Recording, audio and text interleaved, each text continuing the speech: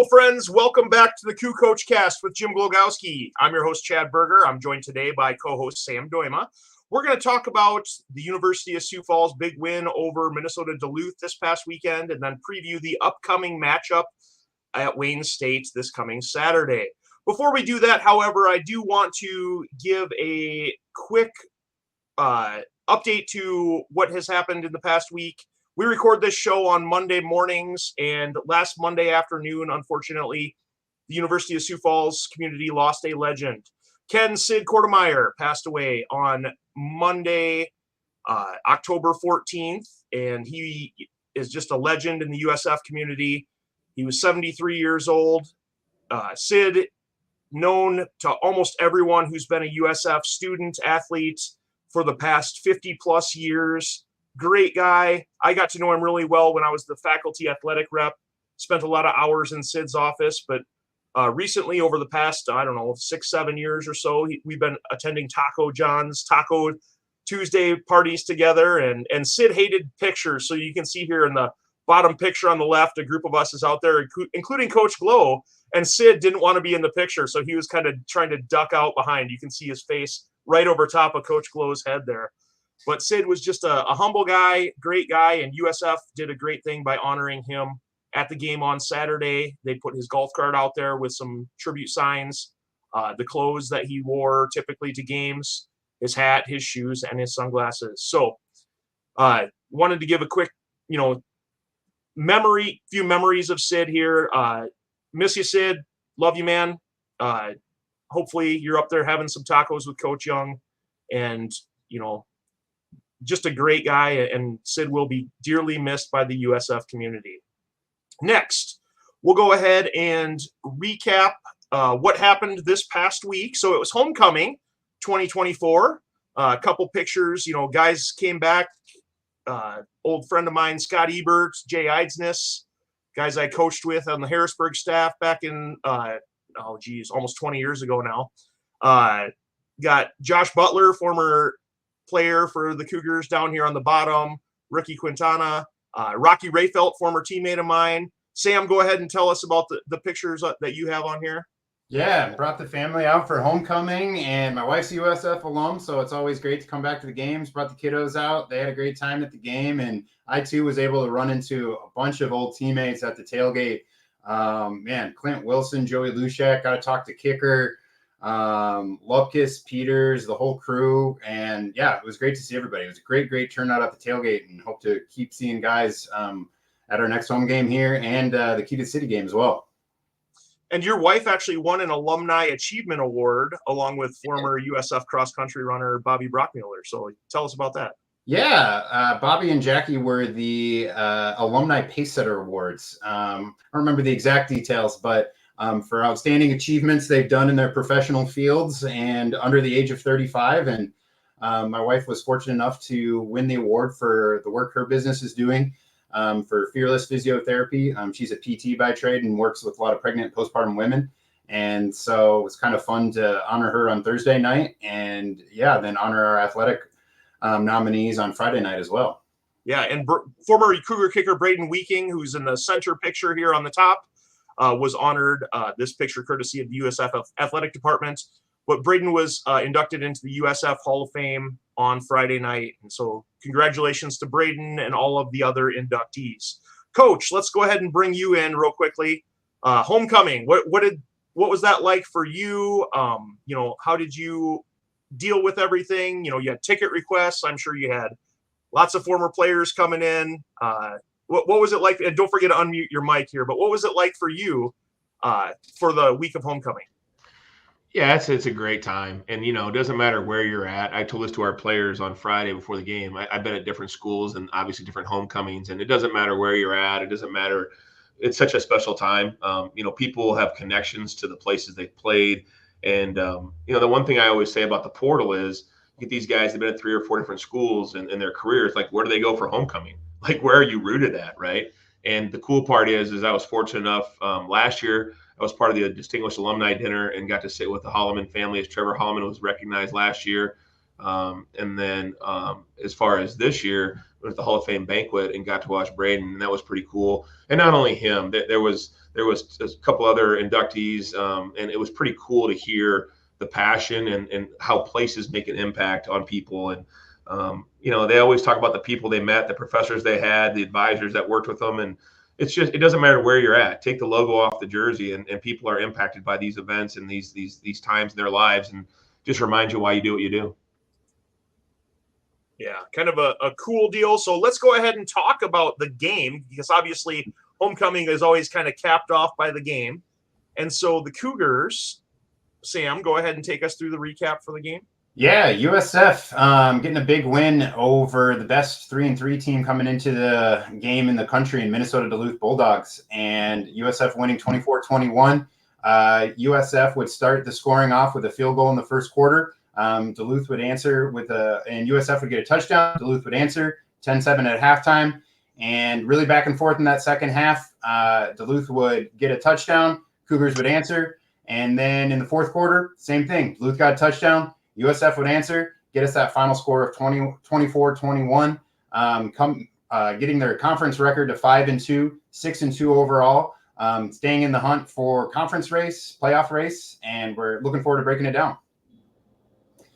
So as I mentioned, if we look at some of these details here, USF drove the field there in the first quarter, had to settle for a 27-yard Nick Hernandez field goal, and 3-0 following that first quarter. And then UMD would get a touchdown following a 9-play, 73-yard drive.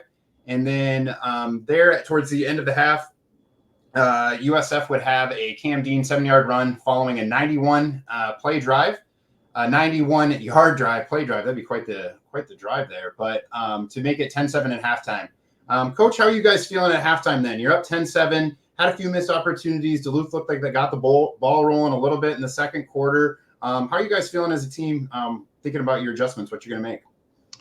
Well, again, for the second week in a row, we had an opportunity to maybe put more points on the board as the half came to an end, and we missed an opportunity there. So that was a little bit frustrating. And I felt overall like, it's funny. We really spent a lot of time talking about playing 60 minutes. And so we talk about getting to halftime and reevaluating. And then in the halftime, we talk about what we have to do in the second half. And so it's, I don't know, it's kind of a strange, this is kind of a weird explanation, but it's almost like, let's play 30 minutes and see where we're at, and then let's figure out how to get to the final game and win this game. Like, that's kind of how we look at it. And so going in at halftime with a lead, with the chance to maybe have a few more points, but you don't control a lot of that stuff. It's more like the flow of the game. And I felt really good about our chances.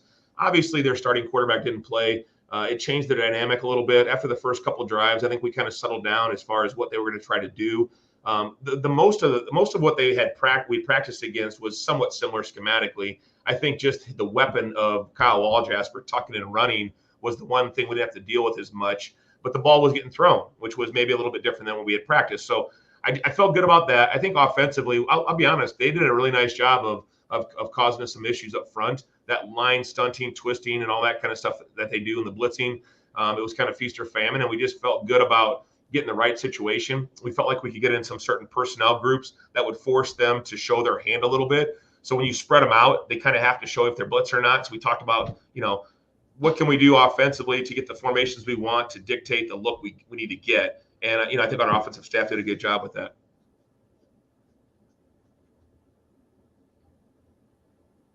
Yeah, it really felt like you were able to, even when maybe the traditional running game wasn't working, you were able to get Cam's legs moving and, like you said, really spread them out and find those holes and take advantage of that. And we see that here in the second half. UMD would come out. They got a big 56-yard touchdown pass from Jacob Egert to Jimmy Dorcher on a little flea flicker to start it off. Kind of caught you guys off guard, it looked like a little bit. But you guys would answer, and it felt like that was kind of the way the game went. It was always, you guys would always find a way to answer, and we see that here with Camden Dean finding the edge for a 9-yard run. Hernandez PAT would make it 17-14 Duluth here heading into the fourth quarter, and then once again UMD finding a score. A Deshaun Ames 19-yard touchdown pass from Eager, but then you guys put together a drive, and Carter Slykouse would haul in a touchdown pass from Cam Dean, put you guys on top. 24-21, and those last couple minutes were still a little bit hairy. I'm just trying to drive the clock out a little bit. I think as a Vikings fan, I got a little deja vu watching that yesterday too. But you guys managed to do that, and we can kind of break some of that down, some of the special teams miscues, but also ways your guys were able to come out on top. Can you speak to that a little bit, Coach? Yeah, well, I think the biggest thing was on that drive in the third quarter, it was a little bit of a shorter drive. I think it was 50-plus yards. We had a great return. If I'm not mistaken, I think we had a really good kickoff return. And we had actually Coach Bose. I give Coach Bose a lot of credit. He works with Coach Alex Johnson, our special teams coordinator, and we had flip-flopped the returners. And if you remember against Mankato, we did a very similar thing where Adonis Hutchinson caught the he caught the bounce after the ball hit the ground on the kickoff. Whereas this week, we felt pretty good about the return we had. And Adonis had just run the same return against Mankato. And so we switched the returners, and Adonis ended up catching that ball and hitting that crease and getting it out to about midfield. And then we had a shorter drive, which was huge. And then, the touchdown they had, I put that on me. Was probably a little over aggressive, to be honest with you. I think we went forward on 4th and 1. I think we had gotten a big turnover. And then we were about to go 3 and out on the interception by Connor, if I'm not mistaken, if I'm thinking right. And then we had it 4th and 1 on our 35, came out of a timeout. The new rule last year where you can't call back-to-back timeouts. So we got out there and we thought about punting it, thought about going for it. We felt like we'd get 1 yard. They stuffed us, and they got the ball on a really short field. So, that's on me. Probably over-aggressive. And the last thing that we had talked about is, hey, we're up by 3. Should we just punt it? But then we felt like, man, at this point, if we can get this ball across midfield and kind of at that point, the wind was a little bit of an issue too, where we felt like we were punting into the wind. So I just felt like it was probably about a 25, 30-yard gain on the punt versus get the first down and eat the clock up in the third quarter and get to the fourth quarter. But unfortunately, it backfired on us. And then ultimately, the offense bailed us out with the last touchdown to get back ahead. So, that was a little bit of a, the one part of the game where I felt really unsettled, probably is the best way to put it, is when we got stuffed on 4th and 1, because I probably should have punted it in hindsight. But again, trying to be aggressive, trying to be, give our kids a chance to be put the game in their hands a little bit, and probably was a call. If I had it back, I probably would punt it next time. But all in all, it worked out the way it was supposed to, I think, at the end. And yeah, there were some hairy moments at the end. Obviously, a little bit of an issue with the 1st and 10 play after we had got the last stop, and we fumbled the snap and put us in 2nd and long. Did a good job, though, of getting the clock managed as much as we could. And then the irony of it is they called us for a false start on the punt. And on that punt, on the last one of the game, they actually were coming after it. They were coming to block it with a heavy rush. So, of course, we get the false start. We have to go back 5 yards, and we're all kind of like, oh, man, I can't believe we took a penalty there. But when we got the penalty, then Duluth went to more of a return and less of a rush. They only brought one guy on the rush. So, of course, we bobble the snap, and with only one guy coming, we were able to elude that guy and get off an unbelievable 50-yard plus kick or punt by Scotty. But it's funny how things shake out in a game, because had they not called the false start, we probably would have given the ball about the 40-yard line with about a minute and 2 seconds to go. But because of the nature of the false start, because they now didn't bring the rush, and because it took almost 10 seconds to bobble that ball, avoid the sack or whatever you call it when a punter gets tackled, and it ended up getting the ball back with 56 seconds on about the 30-yard line. So, we always have a saying around here about, yeah, maybe, oh, that's terrible. Maybe, oh, that guy went down. That's terrible. Well, maybe the guy stepping in is going to play better. So we always have that mentality of, yeah, this could be bad, but maybe it's not. Maybe it's going to work out our way. And I think it did, and it's weird how football goes sometimes. But, man, that was a very strange sequence of events where, maybe it was a bad snap. Maybe not. Well, Coach, I guess I'll check that play off of the coach's list that I had. You broke that down already. But yeah, kind of a weird string of events. Who would have thought we would have 2 fumbled snaps in the last 2.5 minutes and it would work out in our favor? Yeah. Right. And here's the crazy part. And the interception we had by Cade Morris on 4th and 11, and we talked about this, probably should have knocked it down. But how do you tell the kid to knock it down? Because if he knocks it down, we get the ball at midfield. Now it's a whole different deal. So, we talk about it after the fact, and Cade's a redshirt freshman, and I told him in the parking lot yesterday after practice, after watching the film, I'm like, hey, if that was me, I probably would have caught it too. He goes, yeah, but I should have knocked it down. I said, if you realize in the middle of the game that it's 4th and 11 and knocking it down, and you're not going to knock it down where they're going to catch it or whatever, that's some Dan Lanning type stuff, right? That's some Oregon Ducks type stuff, 12 guys in the field. Like, that's incredible. So, yes, we talked about that. Yes, he probably should have knocked it down, but the game is a weird game, and there's all these little things that happen within it. And I've coached for 27, 28 years, and there was probably some things that happened on Saturday that I'd never seen before. So, well, Coach, let's take a look at a few of the plays here. Our segment we call the Coach's Clicker. We have that picture. Well, this is from our friend Matt Witwicky. He he was able to capture this one on Saturday and sent it to me, and I was like, I got to put this on there someplace. So your unsettled look, Coach? That is my. Are you kidding me? Am I gonna have to hear about this after the game from either Birger, Frederick, or Tim? One of these guys gonna. That's what I always think about. And then that's my guy, one of our baseball guys. His nickname is Kenny Powers. If you guys watch the show Down and Out in East LA or whatever, my man back there looks like Kenny Powers. So I love it when he's on the sideline. He's our good luck charm. So, but yeah, that's a great picture. And Witt's obviously, he was always looking for. He was asking about the pose I have, some type of he calls it the A-frame, where I spread my legs out and I just stand there like I'm really concentrating. I don't know, but he's always got something to say. So, but yeah, I appreciate that picture. I look very, I don't know if you can say this, but I look constipated, if anything. I don't know what's going on there. I don't think the FCC will give us a fine for that. So all this video is courtesy of the USF Athletic Department, the NSIC Network, and we do have a few videos from Dakota News Now, and Iceborg was there at the game covering that one. So let's start off. This was a play in the second quarter, Coach, where USF had been kind of struggling running the ball, hit Adonis Hutchinson down the sideline in the first quarter there, and got it across midfield, and then decided to just take a little chance here and throw it up there. And Mark Leonard is double covered, but he still goes up and comes down with the ball. Yeah, and I think this is one of those deals where you talk about a comfort. I know Tom talked in the postgame about Linus and his blanket, right? And this is a security blanket type thing for Cam. I think he feels really confident with Mark. Unfortunately, you get the good and the bad sometimes, right? So here he puts the ball up, Mark makes a play, happens again later in the game, right before halftime, right? And the ball gets tipped. So, and then, I can show you clip after clip of our tight ends getting down the seam this season. And when you have 6'4", 6'5" guys that are 250 pounds that kind of have really good hands, that's a tough matchup. And he can body guys up. And, Mark's a fantastic player and a really good play here. But Cam puts it out there and, drops that thing in. But you're talking about inches between a ball being caught and a ball being tipped away or a ball being, picked off or whatever. And so, again, we try not to get too upset if a guy makes a mistake. We want to make aggressive plays, but we feel like that's a good matchup and he puts the ball in the right spot. Yeah, and then this was in the second quarter. I apologize. Then the very next play, the Cougars line up and Cam just decides to keep it himself. Got 3 receivers down to the bottom side of the screen.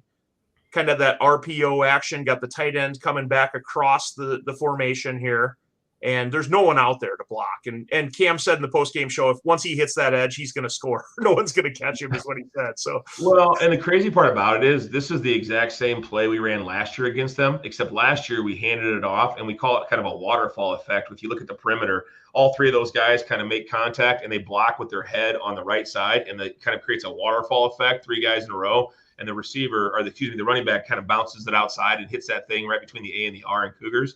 And we felt like, look at the film, and I give credit to Coach Luders and the staff. They're like, you know what? If those guys squeeze down, we don't have enough guys to block all 3 of them. But if that guy squeezes down on the handoff, just pull it and outrun him. And all you got to do is get a little bit of interference with the tight end coming in motion.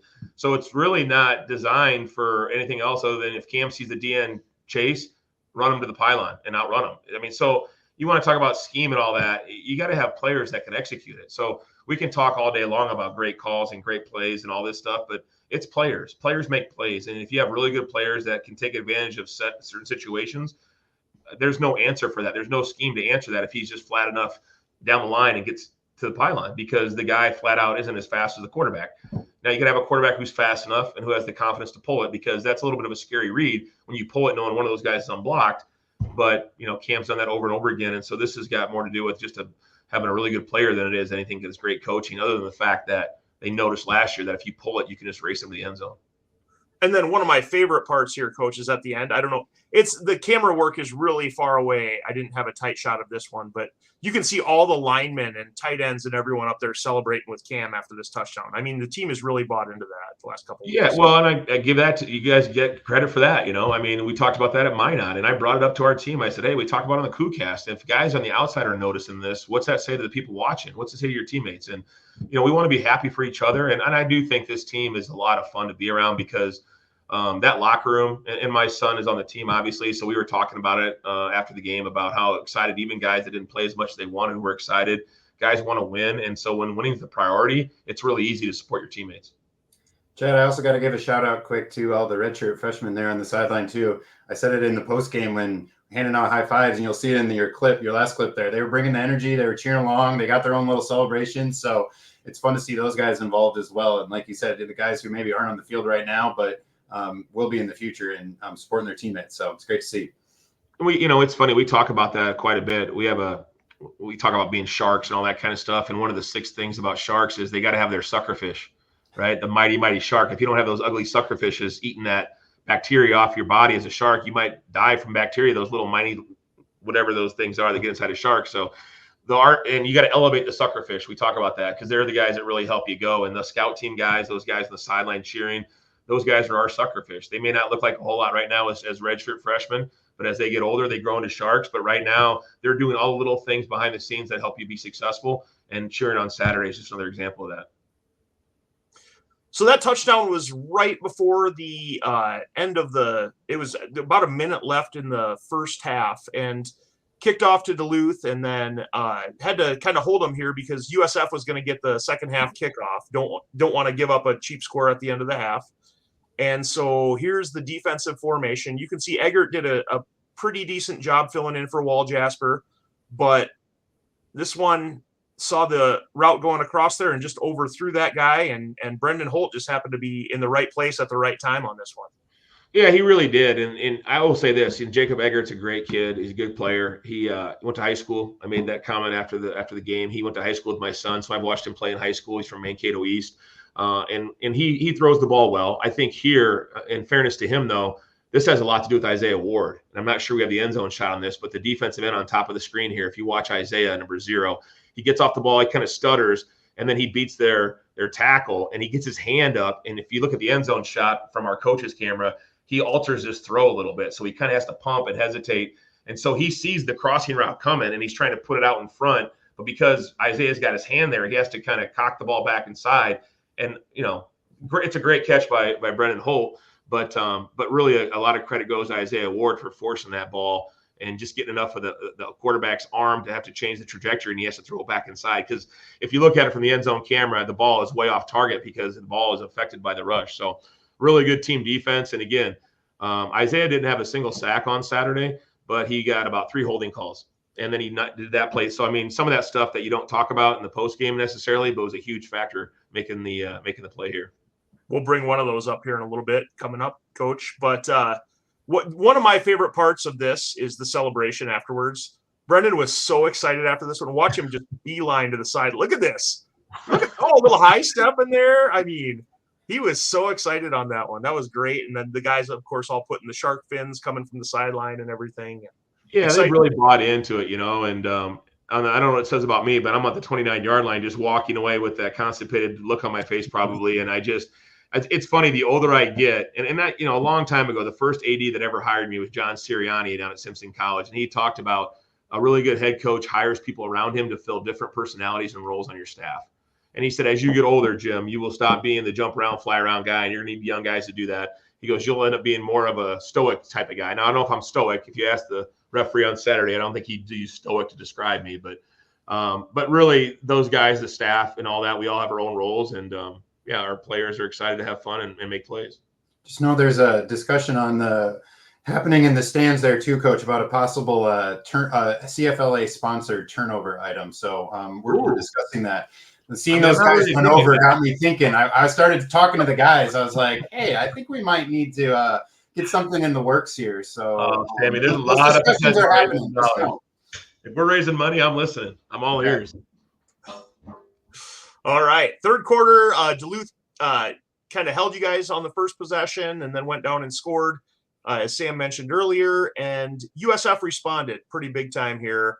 Couple big plays on this drive. I think we had another Hutchinson catch on the sideline. We had a Carter Slakehouse screen, and then get down in that, second and goal type situation, second and, I think it's like first down at the 1-yard line here.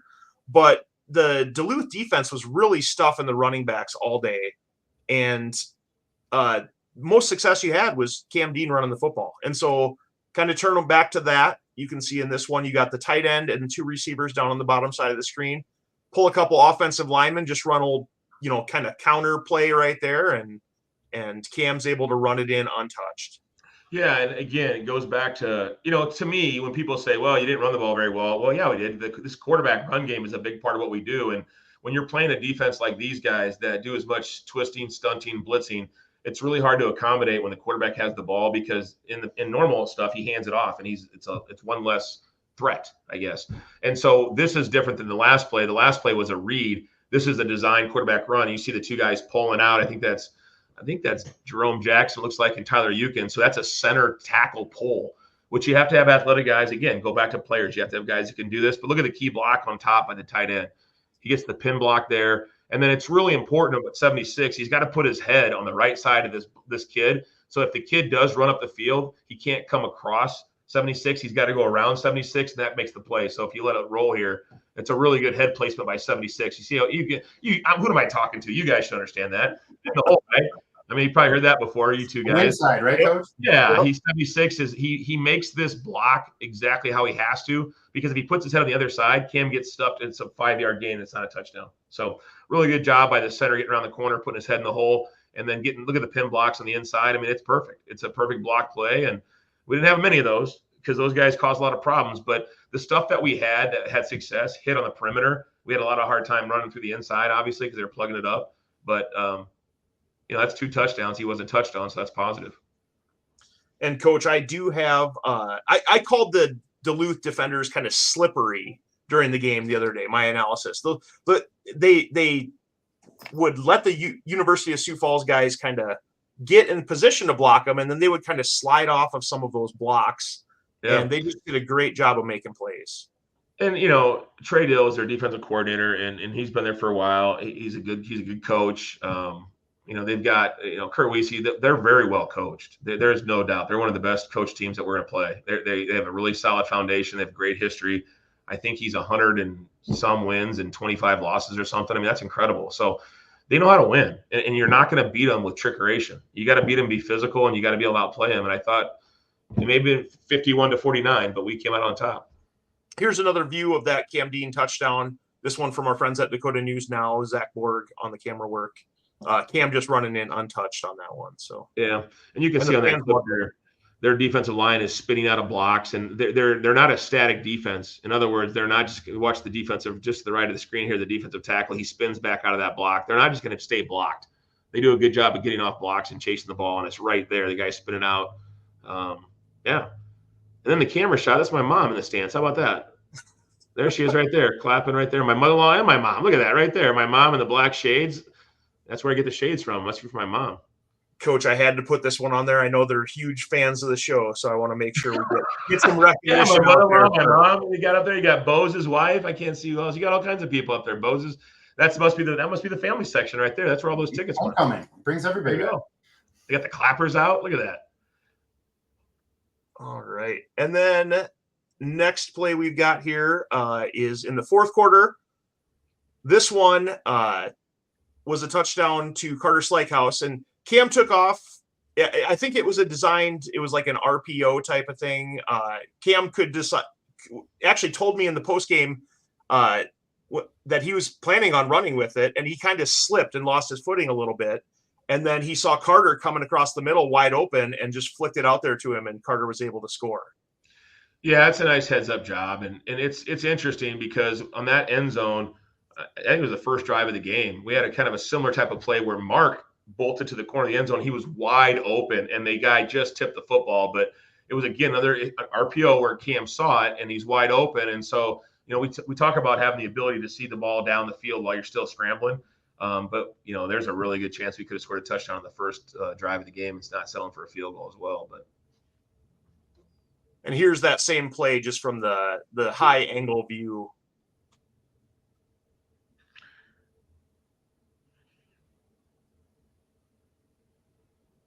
Great for the audio listeners right now when we have 10 seconds. But you can see Carter just runs across the field, and Cam kind of loses his footing and then notices him coming across and hits him wide open right in stride.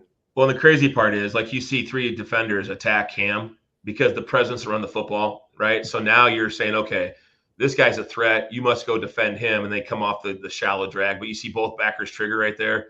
I mean, they got 3 guys coming after him, and they just, if you're going to get 3 guys on one, then someone's got to be open, and then we just got to find him. So, I mean, that piece of that, the elusivity, the playmaking ability of the quarterback, the ability to make plays in space to your feet, that really puts a lot of pressure on a defense. And now you get them to run up, you throw behind them, and that's certainly a positive for us. Well, and I know scoring-wise, that was kind of the ball game, but there was other plays that happened, and so I do want to highlight a few of those other plays throughout the game here. I want to give a shout-out to a few more players. So go ahead and pull up a couple more defensive plays because, defense counts too. It's half the game, or a third of the game, I should say. So this is in the third quarter, I believe. This is Matt Gearing. And he was wide open, and this is the last part of the game. Yeah, this sealed the game. Yeah.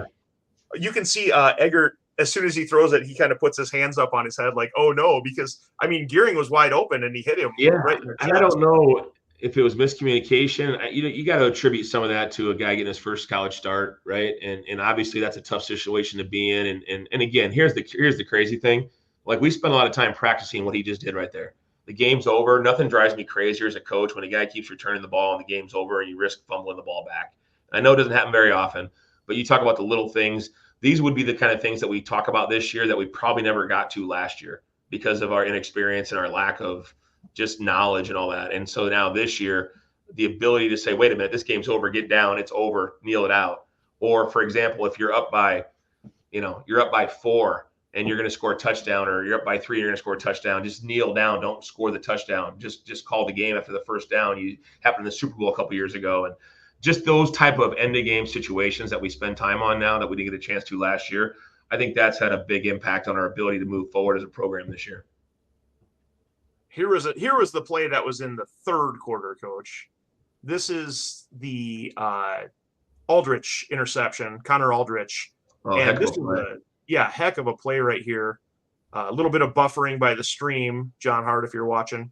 But you can see the receiver kind of going down the middle of the field. There's one other receiver down here at the 45-yard line, and then another receiver going deep. But, Joseph Sapp's got him blanketed. The safety you can see is running over to the guy on the sideline. And so Eggert decides to go down the middle of the field with this one, and Aldrich just running, and then goes up over the top of the receiver here and makes the play. Yeah, incredible play. And again, it's awesome to see these seniors make these kind of plays, and obviously some of them are other guys making plays too, but that's a game-changing momentum type play.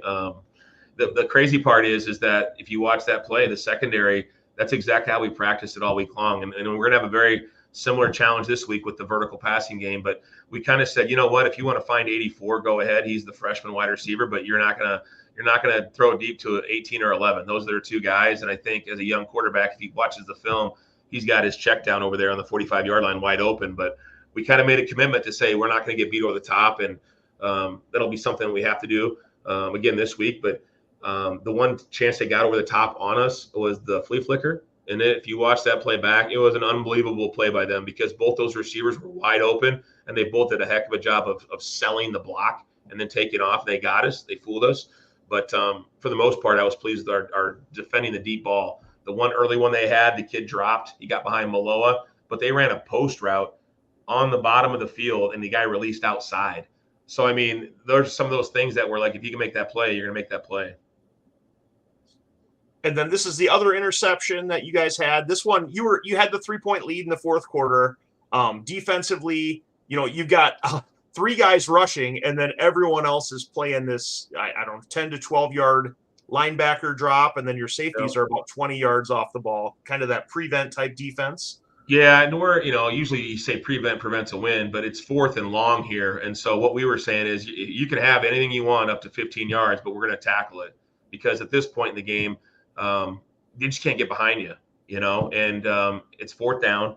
Now, if it's, 1st and 15, you're playing a little different mentality here, but we're playing pretty soft here. Again, the guys understanding that, and we just make a stick call, and the guys get to this depth about the sticks, and we just sit there and wait for the guys to get down the field, buy time for the rush.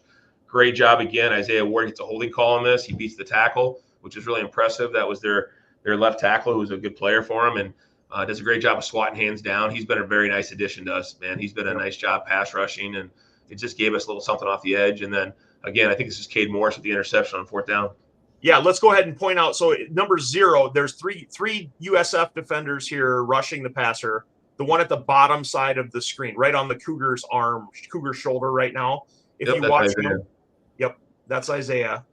And this is probably part of our game plan. In hindsight, we were spying the middle rusher, if you notice that. So because of the wall jasper effect, we had not. If we were playing a normal quarterback, we probably would rush all 3 here. So we actually get a 2-man rush because our idea was we're going to flush it and have the middle D tackle drop out. And so, we get fortunate here. We're able to get pressure with just 2 guys. But that was a byproduct of what we did all week long. We hadn't normally done was dropping that D tackle out to spy. And so it was a holding penalty. He steps up and throws it. And you've got Cade Morris back there who comes up and makes a play. It's kind of a no-risk play because you would have gotten the penalty even if they would have completed it. So Cade could be a little more aggressive there with that one. But went up and high pointed part, though. You watch this, try not to catch up, but if he catches this clean and lands on his feet, he might take this back for a touchdown. And as it plays out, he just kind of stumbles a little bit, and it's funny, just a little bit here and there, and things can change differently. If we get that guy blocked, and we talk about going to the near sideline once you intercept it, so he's going back across the field. He should be coming to our bench. So those things that we coach and teach, we still got to get better.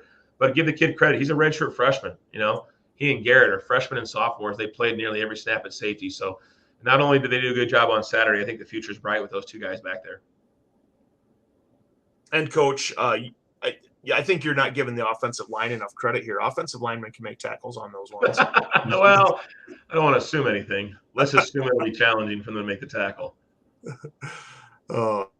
That was always one of those things that I hated as a player when there was a turnover, and some of those linebackers were always looking to decleat the offensive linemen standing around. Oh, nothing scarier than a 3-hour-bound dude just rambling down the field trying to catch a skill guy running away from him, right?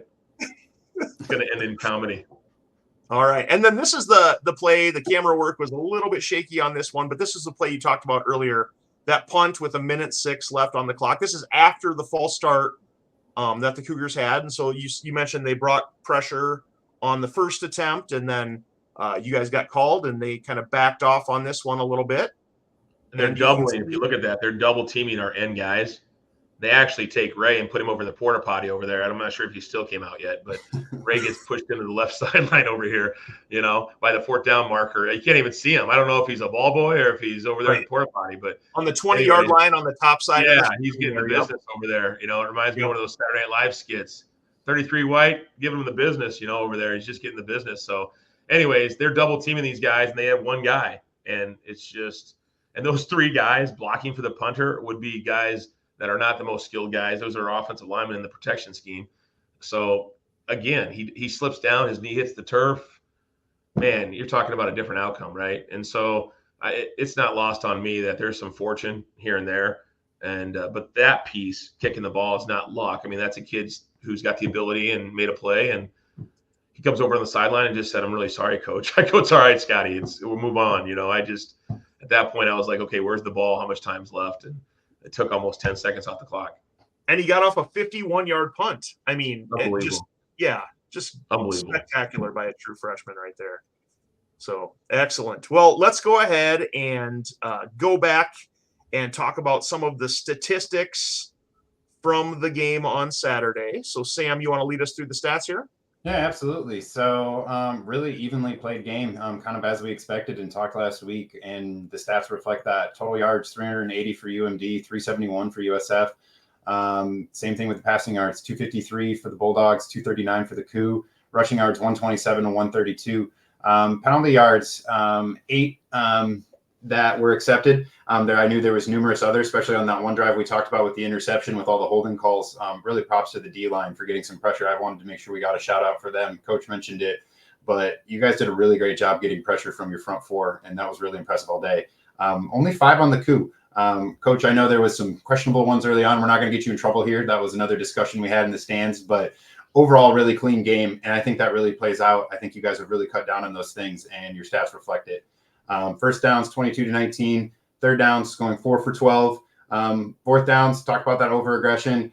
Coach, I'm an old lineman. I'm always going to be begging for the ball to get 3 feet. So don't apologize for that one, but that's just me. But 0 for 2. But you guys still managed to control the clock there for the most part, 31 minutes to 27 minutes. And overall individual statistics, Cam Dean, 24 for 31, 239 yards, touchdown. Did have that pick, as we talked about there at the end of the first half, but really getting it done with his legs. 17 carries, 103 yards, 2 touchdowns. The USF running backs struggled a little bit, but it didn't matter. You had guys to bail them out, help them out. 18 carries for 31 yards. Carter Sykehouse, once again, over reliable, getting some shout out in Sioux Falls Live this past week, and he responds with 13 receptions, 114 yards and a touchdown.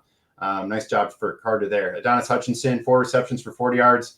And again, you talk about those security blankets. Mark Leonard, Travis Yonke, 3 receptions combined for 63 yards, just finding their spots when they need to and getting those big plays. Yeah, I mean, Carter, again, you look at him, man, that's incredible. I mean, 13 grabs, and you talk about tough yardage. Some of those screens are more like run plays, and then, I didn't realize this till looking at it now. Half the carries are by the quarterback, and that's certainly not where we want to make a living. You'd like to see our running backs have 35 carries and maybe 5 or 6 for the quarterback. But again, based on what they were doing, if you said we were going to have a running back go for over 100 yards, I would have taken that coming into the game. It just happened to be the quarterback. You're muted, Chad. It's week 8. My first time doing the show here, guys. We mentioned it on the radio broadcast during the game, but some of those carries by Cam were actually probably designed to be pass plays. And there was a pretty decent pass rush by Duluth up front as well. And Cam was able to make some plays with his feet there as well. So probably not all 17 of those carries were designed run plays for Cam Dean. Yeah, and ironically, that's kind of where they make their living. When Wall Jasper was in the game, that's how their stats would look. He would have the majority of the carries, and they have it dispersed through everybody else. So that certainly affected them, and I'm sure it wasn't ideal for them, but that's kind of the nature of how the game played out.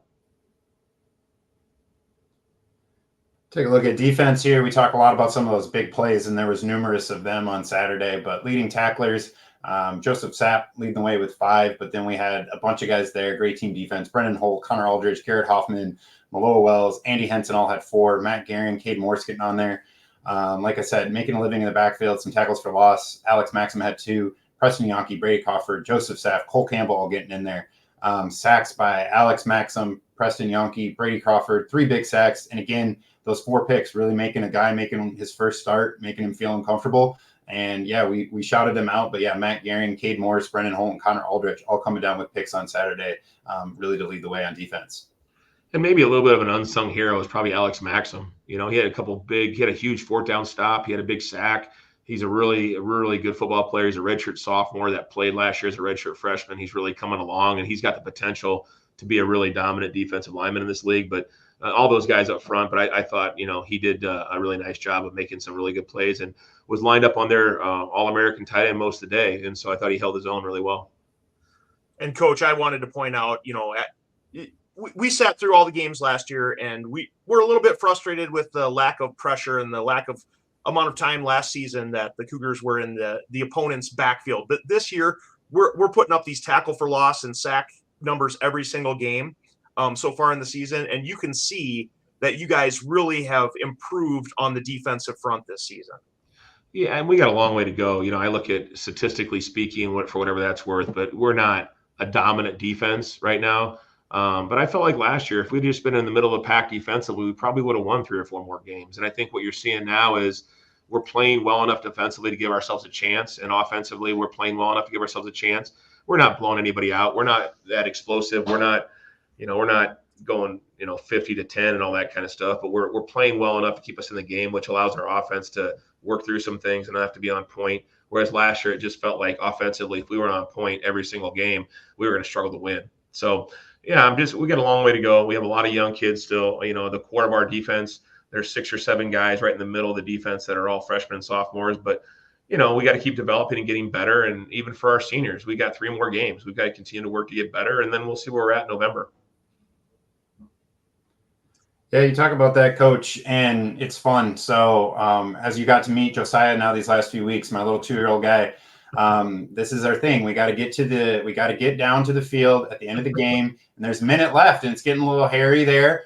And my wife looks at me and says, "Hey, are you going down there?" And I'm kind of just like, well, we got to seal the deal here. Like, so I was like making my way down the concourse when that pick happened, but we got to make sure Josiah's the first one down there.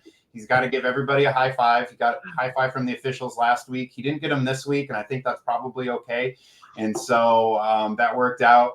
And so, but yeah, Coach giving the big high fives. And not only that, he got his first autograph from Coach Glow. I think Coach Sid was his first helmet signing.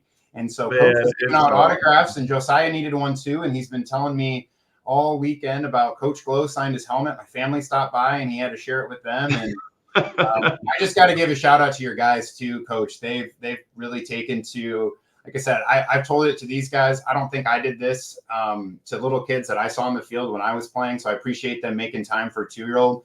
He watches their every single move. He stands around at home here and he holds his helmet a certain way. And he says, "I'm Francis," because Francis Cooney holds it that way. And that's his idol right now. Maloa Wells hooked him up with some swag. He got a glove from one of your players. We haven't even figured out who it was. And so, but that really ties into what you were saying. Like, the wins are coming, but the confidence is building. To see these guys running off, it's fun to see that first initial thing. And it's fun to give him those high fives and see their confidence building on this young team. So I'm glad you were able to get the signature too and pass it on. So he was acting out, taking pictures and giving high fives just this morning before the show. Oh, he's awesome, man. It's so awesome. And the beauty, and we've said this before, of small college football is you get the access, and our kids don't feel like they're above all that. And we have really good kids. And a lot of those guys we were talking about yesterday about the little dude with the helmet, and all that stuff. We got to get him a Cougar sticker, maybe figure out a way to get that horn off the helmet, and get a Cougar sticker on there. But that's so awesome. And it's awesome to watch you as a former player. And I know I didn't coach you, but as a dad, and I know I see Chad, I can relate to both of you guys as dads, especially with my kids being older. My daughter, my youngest, just turned 11, and of course, I dropped her off at school and played, you'd say it's your birthday, from 16 candles and embarrassed her. That's what we do. But it goes fast. And to see you guys enjoying parenthood too, we can all relate to that. And we all have that in common, where at the end of the day, we want our kids to be better. We want our kids to have a great experience. And we all want our players to have a good experience. So, but yeah, this is a special place, and it's fun to have people involved and people care enough to come out. And so we don't take that lightly. And not only that, Coach, but, some of the relationships that you develop with guys from other places that you coached as well. So Brad Koenig, a.k.a. Laker, from Mankato, brought the Mavs Mafia over. It was John Behrens and Steve, and they were just such a pleasure. I went out with them after the game, and Whit and Tony, some of the USF, Tony's a huge USF guy that helps out with stats, Cougar 1997 on Twitter, but just meeting those guys and talking with them, and the admiration and respect that they have for you from your days at Mankato was just very evident in talking with those guys. Yeah, those are special people in my life, man. Those guys, John Behrens was the team chaplain, and he drove the bus. And John's been a longtime Maverick supporter. Steve is another guy. Those guys, and of course Laker. I'd see Laker my daughter played softball, and Laker would come to the regional championship and the state championship at Caswell Park over there in Mankato, and we'd hang out and talk and support the program. And I just got to know those guys as an assistant, and those guys were always supportive. Those guys are always, hey, after the game, hey, good job, this and that, and very, very ardent supporters of the Mavs. And I didn't. They gave me the horns up. I saw them in the stands before the game, and I gave them they gave them the horns up, and. It's so cool how these relationships transcend the teams and the competitiveness, the winning and losing. Those guys were the first ones to congratulate us after the win, and they respect us, and I respect them and the program. But man, how cool for those guys. The Mavs had a bye week, so they came down to the game, and my wife saw them, and they know my wife and gave her a hug, and they're just great people. And Steve and John and Laker, they're great people, and that's what it's about. And that's the biggest thing that I take with them all my years of coaching is all the people. And you and I and Sammy, we'll be friends after this, whether I finish my career here or I coach somewhere else down the road, and I become Kalen DeBoer Part 2, and I'm at Nebraska someday, who knows, I'll still hook you guys up with tickets. But it's just so cool because this game, that's what makes homecoming and all these things so special, is that people can understand what we all go through, and nobody can win every game. You can't always be successful, but the relationships and how you treat people, that transcends the sport, and it's pretty special for those guys to come here and to hang out and to come to the game. And I met Coach Hansen, right? Our kicking coach had come to Mankato with Whit Wicke right, to go to one of the games there. And I met him at the pizza place after the game, and that's where you guys were at after the Mankato game over there at Jake Stadium Pizza. That's where I first met Coach Hansen. Now we're on staff together, right? And he's yelling at the refs, and I got to tell him to get back, right? Oh, Coach Hansen over there getting all loud. But so it's just so cool. And I didn't know Laker as anybody than a online contributor to. That's my wife's like, who's this Laker guy? I always give his 2 cents. That was years ago when he first got online, and his moniker is Laker on D2 football. So, and what Whit does with that D2 football stuff. Gives us a platform at this level of football unlike any other. Just really appreciative of what those guys do and all you guys. And I was going to mention, Laker did have a chocolate milk in that picture as well. So very on brand for Laker in that one. All right. Well, let's go ahead and talk about Atomic Wings. Attention, USF Cougar fans. There's a new favorite spot for wings in Sioux Falls. Atomic Wings is open at 1502 East 69th Street in Sioux Falls, just north of the USF Stadium. Atomic Wings offers customers fresh, never frozen, natural, and hormone-free chicken wings, hand-tossed in 14 proprietary sauces. A classic menu, a welcome dining experience, and a commitment to quality. Come watch sports and enjoy wings and have a cold one at the self-serve beer station.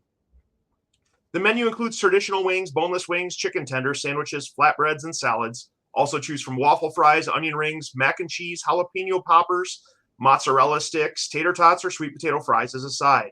And don't forget the dessert. Deep fried Oreos are amazing. There's something for everyone in the family at Atomic Wings. You can order online at atomicwings.com or come in. Located at 69th Street, just north of the USF football stadium. Perfect for pregame tailgates or postgame celebrations with friends and family. Well, I know last week Sam and I went to Atomic Wings. I know one of my radio partners, Tim, actually went this past week and had a chicken sandwich, and he was talking about how huge the chicken is on those chicken sandwiches. So still support Atomic Wings out there. I know I've always got my Atomic Wings box right here just ready to go, but my family kind of knows what they like now. We've ordered almost every single thing off the menu, and they're huge fans. So I kind of know what my youngest likes, my oldest will eat anything, but just what those guys like. And my wife is a huge fan of the chicken sandwiches, but they're so big that she can hardly fit them in her mouth. So no, it's phenomenal. I mean, the place it's outstanding. They're really good. Yeah. So we're huge fans of Atomic Wings, but let's go ahead and talk a little bit about the Atomic players of the game. Yeah, this week we got a little gracious with it, and we just felt like, how do you have a Slykehouse get 13 catches if a guy's not getting him the ball 13 times? And both those guys had a fantastic outing. Cam obviously went over 100 yards for the first time in his career, so we felt like we would split the award this week. And then defensively, a very similar effect. And probably defensively, it's more of I'm really proud of these two guys, the way that they've stepped up their game. Both these guys have bought into the program defensively, both Connor and Brendan. Both of them made some fantastic plays. Both of those guys had really upped their game, and we just felt like it was one of those weeks where, I hate to give out 35 different awards, but those four guys really kind of were the cream of the crop this week. And then we almost doubled it up on special teams, but at the end of the day, even though Scotty was the leader in the clubhouse post game, after some reflection and video review, Nick Hernandez had a heck of a game. He made a field goal. He kicked off phenomenal. It was phenomenal how much hang time he had all day long, and then he hit all his extra points. And so Nick really had a great game. And Scott, although he had a really solid game, I had to say he did drop the snap, and he agreed with us after further review. The dropping of the snap led to the great play, not taking away from the great play, but I think that probably what edged out Nick this week for the player of the game. Oh, good stuff. Well, I know these guys really appreciate the Atomic Wings player of the game. And you tweeted out, I tweeted out, and the guys just always love it. And who thought a graphic would get a guy so excited? Yeah, hey, whatever. I mean, there's talk to Eric about some wings here or something, but I don't NCAA though. I suppose it's like I kind of talked about with NIL opportunity. I mean, well, we talked about it, but then do they have to pay taxes on it? So there was all kinds of question marks on how this all works. And we had some Cougar alums who are lawyers. Shout out Josh Clark and Drew DeGroat. We're gonna get these questions answered, Chad. We still got Sounds like Pandora's box to me. We'll have to work something out here. But this coming week, Coach, exciting matchup. USF at Wayne State, going down to Wayne, America, Bob Cunningham Field, Saturday, October 26th. Kickoff is scheduled for noon. It's going to be an early one. You can watch on the NSIC network or listen, as always, on KWSN 98.1 FM, 12:30 a.m. The pregame show will start at 11:30 with Tom Frederick, Tim Hyatt, and yours truly, Chad Birger, on the call. One thing I will mention, we've heard a lot of comments about the announcing staff for the road team.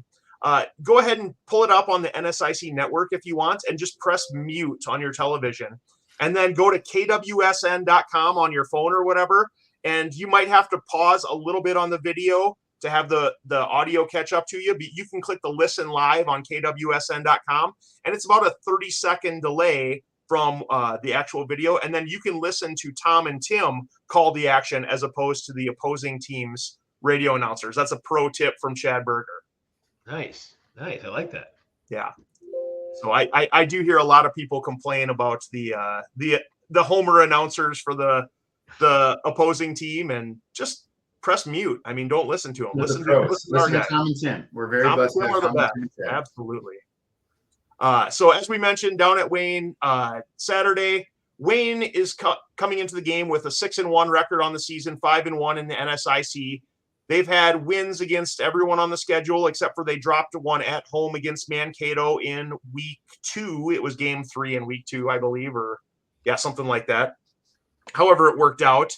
But they have wins over Missouri S&T, Moorhead, Winona State, Minot State, SMSU, and Mary.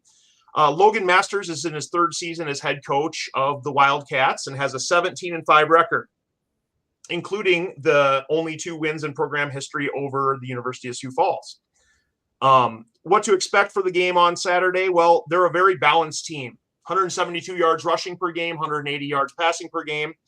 They also allow a decent amount of yardage, 338 yards per game. Some players to watch on offense: number 4, Nick Bone; number 28, Latravius Boyd; number 43, Brennan Hayes; number 3, Kendrick Watkins-Hogue. And then defensively, they've got some studs up front. They've got number 44, Dexter Larson, who has 43 tackles on the season; number 97, Carter Sitzman, who has 30 tackles and 5 sacks. So they've really got some good guys.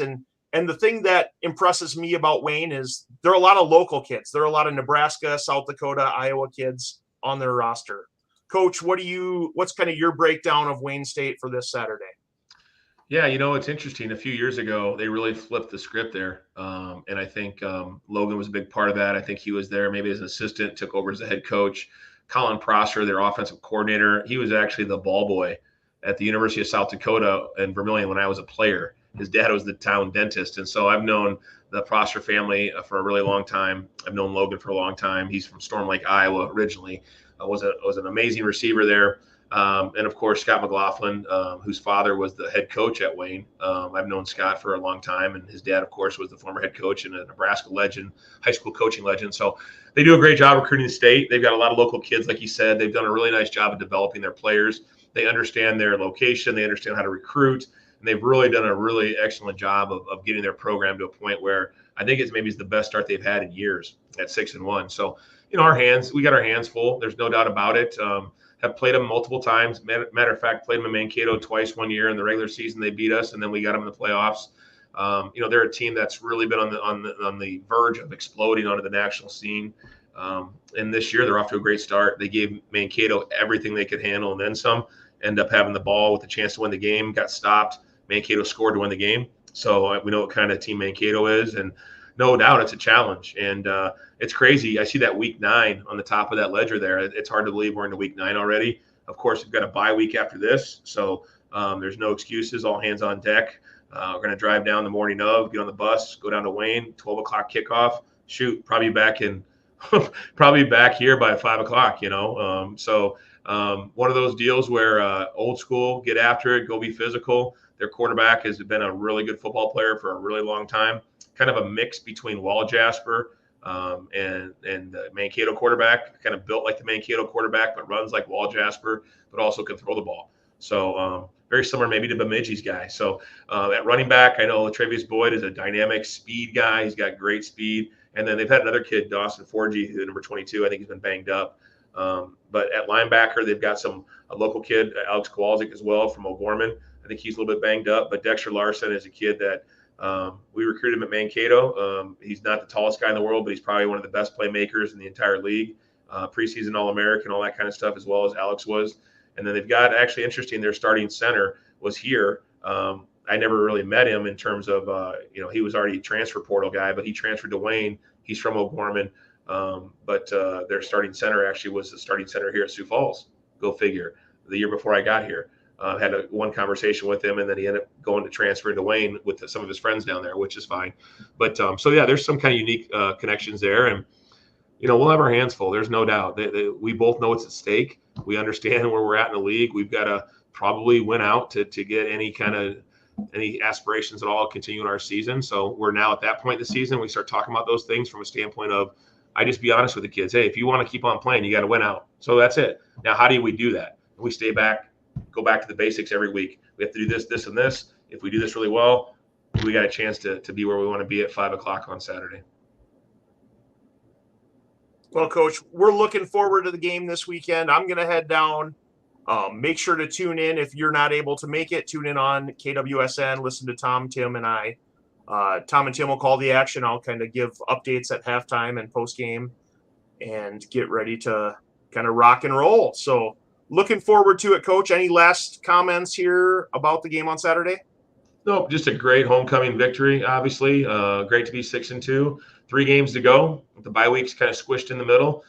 Should be an exciting finish to the season. And at the end of the day, we got to continue to get better. Well, we'll wrap up today to promote the Sioux Football Legacy Association. The CFLA's mission is to bring alumni, family, friends, and supporters together to help equip the USF football program with the resources necessary to continue its winning legacy. You can get more information at www.coulegacy.com or click on the QR code on the screen if you want. I know the CFLA had an awesome turnout for the tailgate. They had a huge screen right outside the bubble on Saturday. We've only got one more home game left, but watch for more information about the CFLA tailgate party. You can look for that information on the Sioux Legacy Facebook and Twitter pages, or the USF Cougar Tailgate Facebook and Twitter pages. So that will cover it for today's show. Special thanks to Tom Frederick, Tim Hyatt, Matt Witwicky, and the USF Athletic Department, as well as Dakota News Now and Zach Ward for that video. For Coach Jim Glogowski and my co-host Sam Dooyema, I'm Chad Birger. Until next time, go Cougars.